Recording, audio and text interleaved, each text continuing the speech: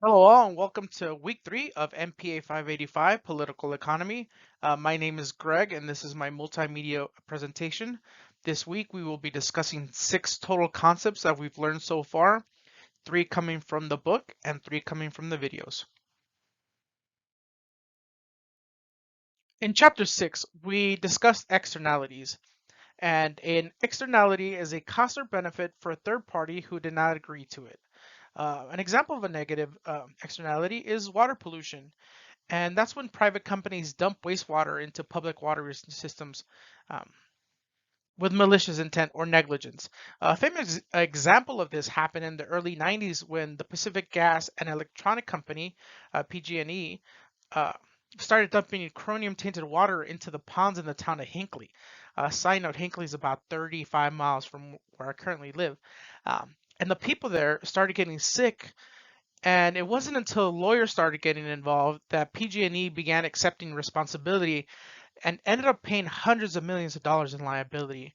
The movie Aaron Brockovich was based off this case if you want to go watch it. Um, a positive externality is when an individual's consumption in a market increases the well-being of others, but is not compensated by the others benefiting. So I'll use an example of what's going on today in the world with flu season here and the coronavirus still out and vaccinations. Um, so a positive externality is when um, an individual's consumption in a market increases the well-being of others, but is not compensated by the others benefiting. So if an individual gets the flu shot and becomes vaccinated for that, he or they um, oh, I'm sorry, hold on, I'm having a second. It increases the well-being of others, but that person is not compensated. I think I just said that. Um, and it not only decreases the likelihood of the individuals getting infected, but it also decreases the likelihood of others becoming infected through contact with the individual.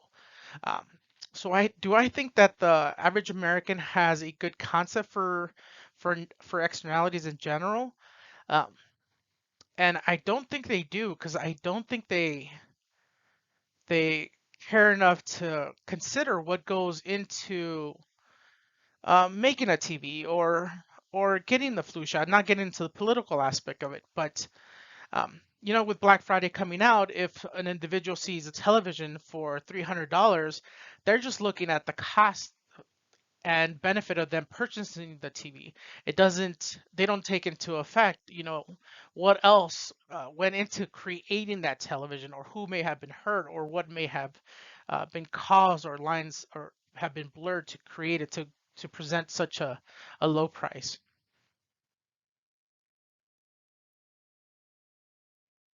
In chapter 7, we learned about consumer surplus. And consumer surplus, as defined in our text, is the difference between what an individual is willing to pay and what they actually pay. The difference being the consumer surplus. So, going on the example that I used in my previous slide, uh, if an individual has a budget of $1,000 and due to Black Friday and the sales that happen that weekend, the television goes on sale for $600, the difference, the $400, is considered the surplus.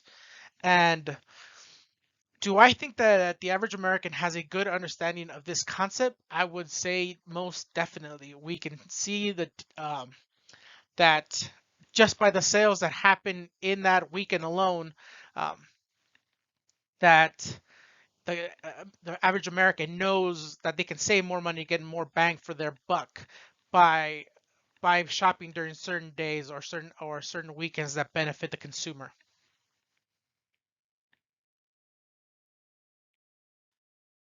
In chapter 8, we discuss natural monopolies. And natural monopolies are industries in which it is efficient to only have one producer. Uh, and the example that I use that I see all over the place, especially here in the desert, are the electricity poles. I don't know what we would call them, telecommunication poles.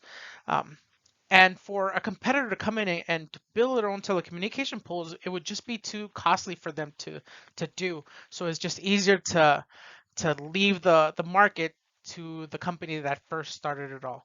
Um, and do I think that the average American has a good understanding of this concept?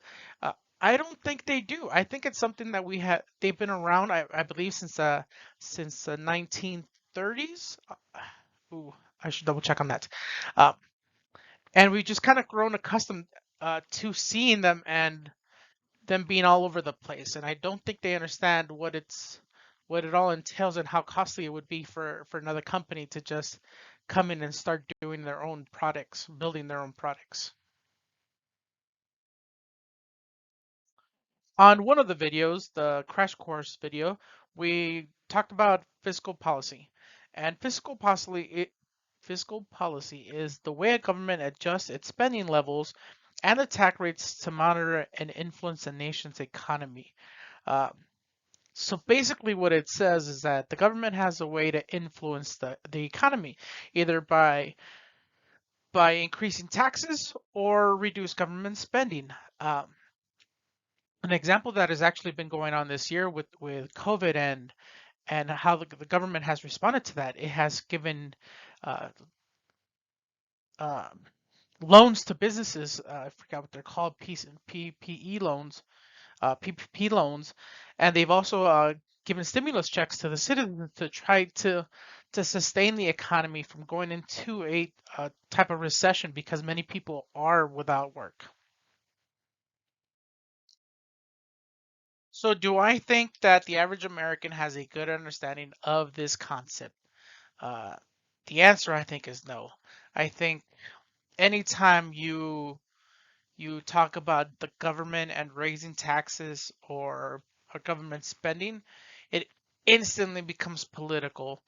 Um, and maybe rightfully so, but uh, and because it is political, I think most people just see it as one side pushing its agenda against the other side, which leads to my next slide,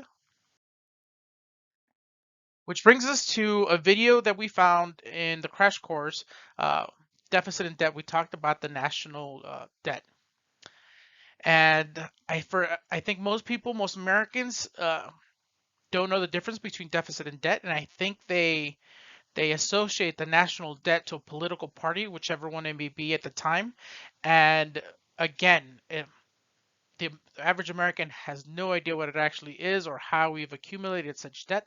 They just project political ideas to it. It's important to remember that debt and deficit are two different things.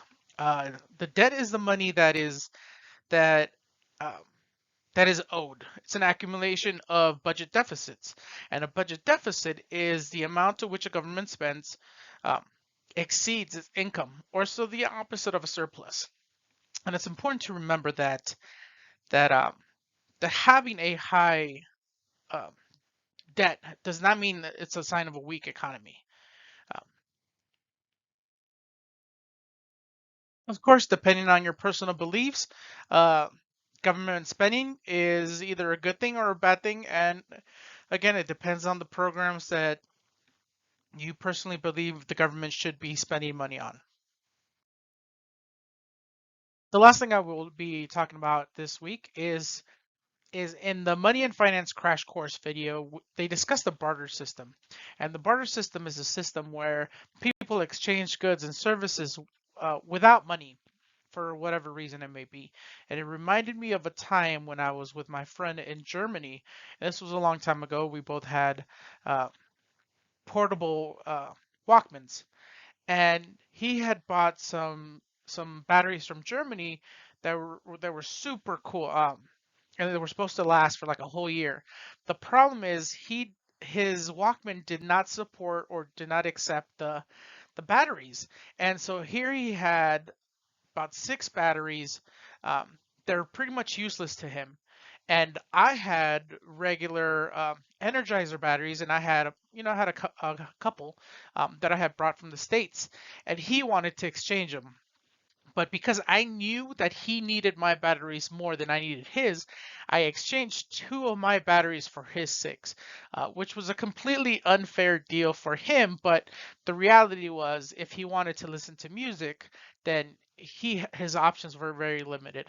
Um, it's just an example of the barter system that I've personally used. I will close out my presentation by illustrating how fiscal policy can actually reduce deficit and the national debt. Um, by cutting government programs, by increasing taxes on certain incomes, it can actually help reduce the deficit and, in my opinion, put the country in a better position than what it is in. That concludes my presentation for this week.